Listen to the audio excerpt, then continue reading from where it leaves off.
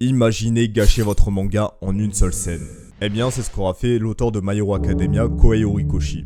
Alors je tiens à préciser que non, ma chaîne n'est pas spécialisée en One Piece ou Blue Lock, en effet il m'arrivera de temps en temps de parler d'autres mangas lorsque l'inspiration me viendra comme aujourd'hui. Sinon pour en revenir au sujet principal de la vidéo, la scène que je vais évoquer a fait en sorte que My Hero Academia passe dans mon esprit d'un manga qui a le potentiel de rentrer dans la légende, à quelque chose qui avait un bon début mais qui s'est cassé la tronche sur la fin pour devenir convenu et un petit peu merdique, on ne va pas se mentir. Et le problème de cette scène c'est que ça fait perdre tout enjeu au manga. Et pour maintenir l'intérêt du lecteur, c'est important d'avoir de l'enjeu, de la tension, histoire de faire vivre le spectateur, sinon tu t'emmerdes. Et c'est ce qui a fait en sorte que tout le monde sur la fin s'en est un petit peu battu les couilles. Ça a été mon cas, c'était le cas de beaucoup. Et je suis presque sûr que la scène que je vais évoquer n'a pas été étrangère à ce phénomène. Bon, maintenant que j'ai bien teasé le bazar pour entretenir le watch time, il est temps que je vous parle de la scène en question qui va évidemment spoiler le manga. On va parler de la mort de Bakugo. Car oui, il s'agit d'une fausse mort, sinon j'aurais pas fait une vidéo sur le sujet. Bon, je prédis déjà les mauvaises langues en commentaire qui viendront me rétorquer de « Oui, mais de toute façon, toi tu veux qu'il est mort, t'es qu'un sale petit couillard !» Alors je ne suis pas pour avoir des morts pour la mort. Voilà, ce n'est pas une partie de Fortnite non plus.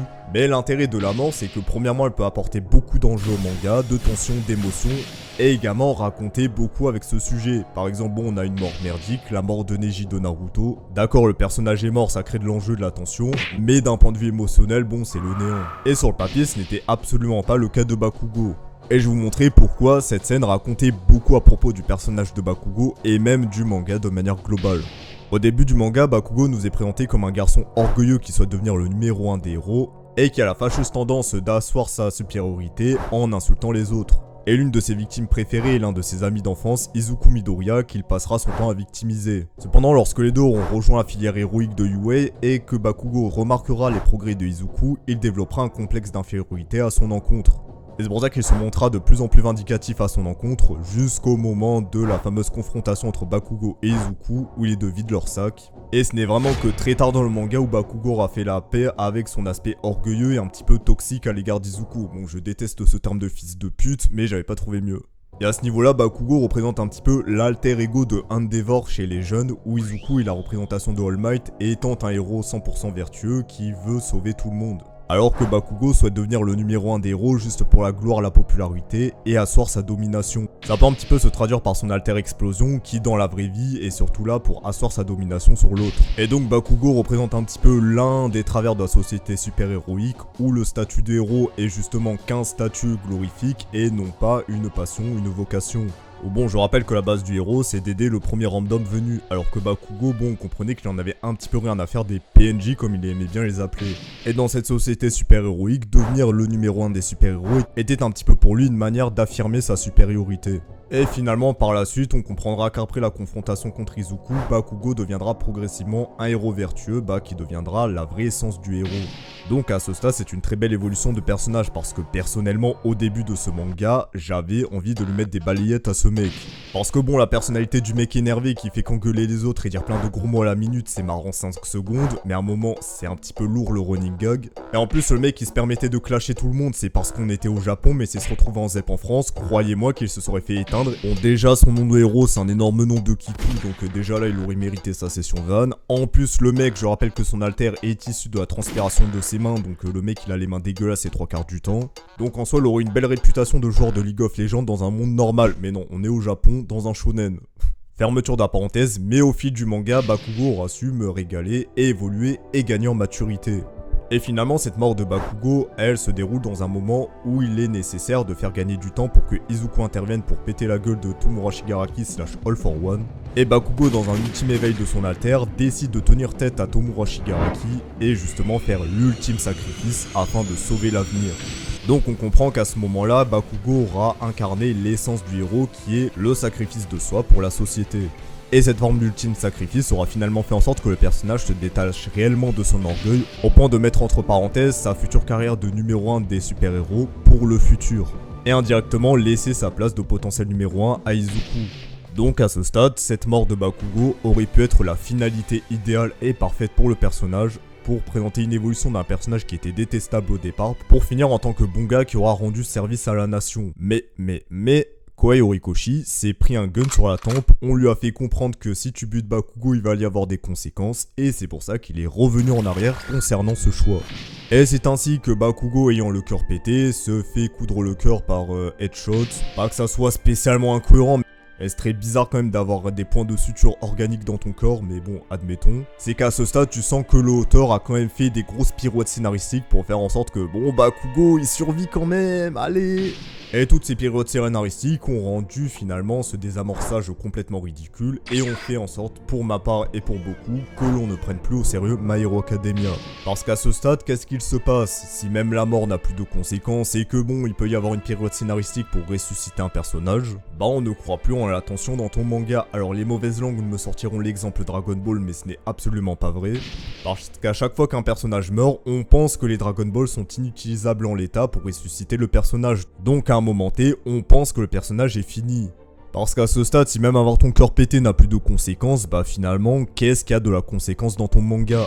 Et cette question fait en sorte qu'on ne croit plus en rien dans le manga et que finalement on le consomme juste pour l'aspect pyrotechnique et les dessins très stylés, mais en dehors de ça, bon, l'histoire n'en a un petit peu plus trop rien à faire. Et tu te doutes que même s'il arrivera quelque chose de grave ou de contraignant pour les protagonistes, il y aura forcément une pirouette scénaristique pour faire en sorte que, ah non, finalement ça s'arrange. Et on ne va pas se mentir que mes craintes se sont quand même pas mal confirmées.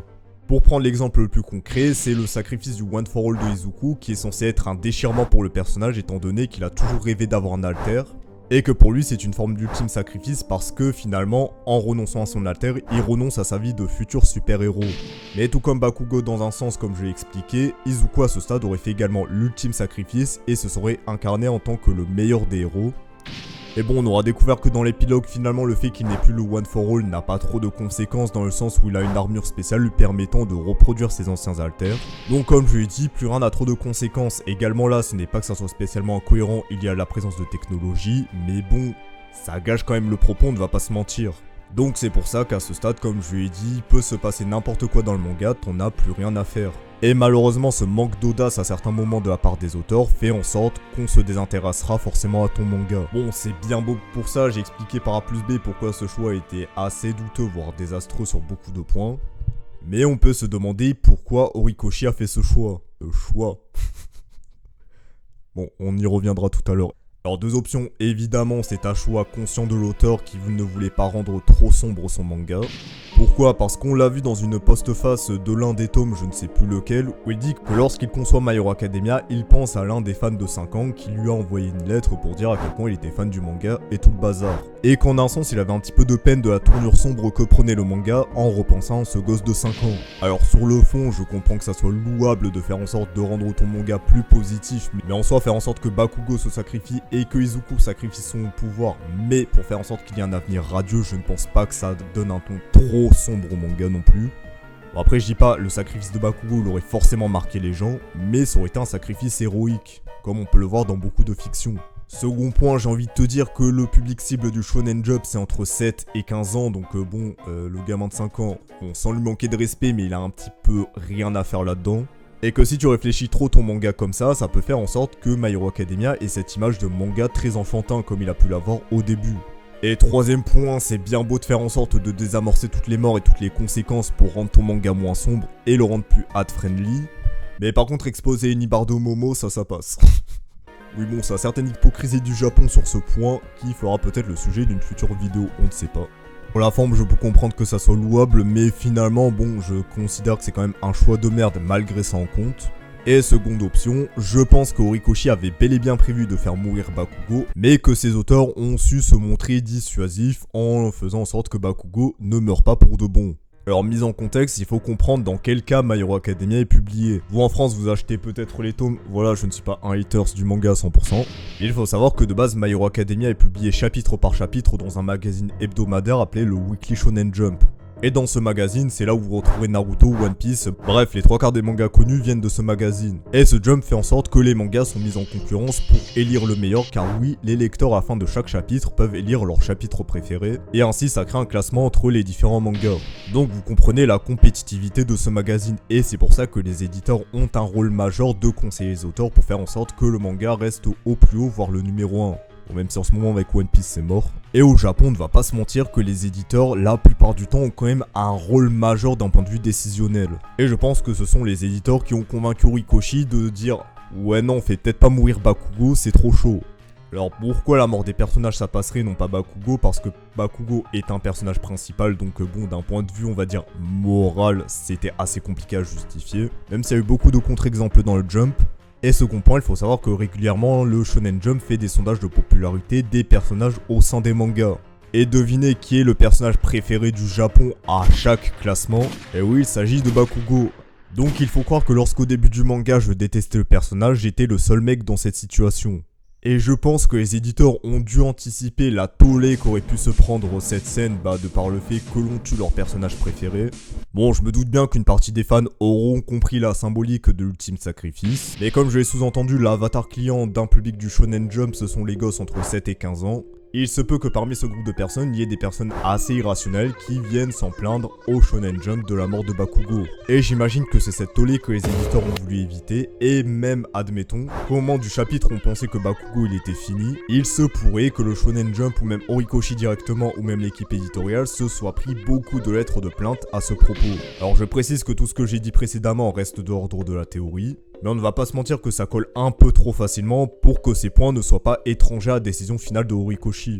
Donc c'est pour ça que je suis persuadé au fond de moi que Horikoshi n'a pas assumé le pressing et qu'il est finalement revenu sur sa décision. Et ça montre les certains travers du métier de mangaka au Japon, où certains choix seront un petit peu trop influencés par les fans, c'est ce qu'on appelle justement le fanservice finalement. Alors ça peut être très bien fait, mais là c'est très douteux. Également je me doute que les mauvaises langues en commentaire m'auront sorti quelque chose du type « Non mais tu t'attendais vraiment que Bakugo meure? J'étais sûr qu'il allait pas mourir !» Et oui, je vous imagine toujours avec cette tête, et vous l'aurez mérité. Bon, à un moment, faire reposer la faute sur les fans d'avoir espéré quelque chose de bien, c'est complètement stupide. Est-ce que c'est ma faute si Horikoshi a littéralement été castré à ce moment-là? Non, donc voilà, venez pas me casser la tête. Et surtout qu'à un moment donné, on était à la fin du manga. Bakugo, par la suite, bon, il aura eu quelques moves, mais il aura pas servi non plus à grand-chose. Dans le sens où tu pouvais l'interchanger avec un autre personnage si c'était pareil. Et qu'il survive ou pas à la fin de l'épilogue, on en a un petit peu rien à faire. Bon, sachant que de toute façon, l'auteur, il n'en avait rien à faire à ce stade. Alors oui, ça avait été au milieu du manga, je comprends que ça aurait été assez problématique et très risqué, même ça aurait été vraiment un choix très audacieux si ça avait été aussi bien exécuté qu'ici. Mais en l'état, on reste juste au stade de gâchis. Et c'est ce qui aura fait en sorte que, pour moi, My Hero Academia sera devenu un manga avec assez peu d'intérêt sur sa fin. Alors je sais bien que d'autres fans auront vu la chute de My Hero Academia un petit peu avant ce moment, mais personnellement je trouve qu'à ce moment-là, malgré quelques défauts, le manga se débrouillait plutôt bien. Dans le sens où tu devais comprendre que c'était la merde à l'extérieur, c'était vraiment les problèmes. La guerre contre Fondo Libération, malgré ce qu'on dise, a quand même eu de grosses conséquences par la suite. Alors je ne vais pas faire l'aveugle sur les défauts de ces arcs évidemment, mais quand même à ce moment-là, le manga se tenait plutôt bien et promettait du bon pour son arc final. Et les premiers affrontements de ce dernier étaient quand même plutôt cool. Mais dans tous les cas, que vous soyez d'accord ou pas avec moi au moment du déclin du manga, on ne peut que s'accorder sur le fait que cette scène aura été l'ultime coup de massue dans le cercueil de My Hero Academia.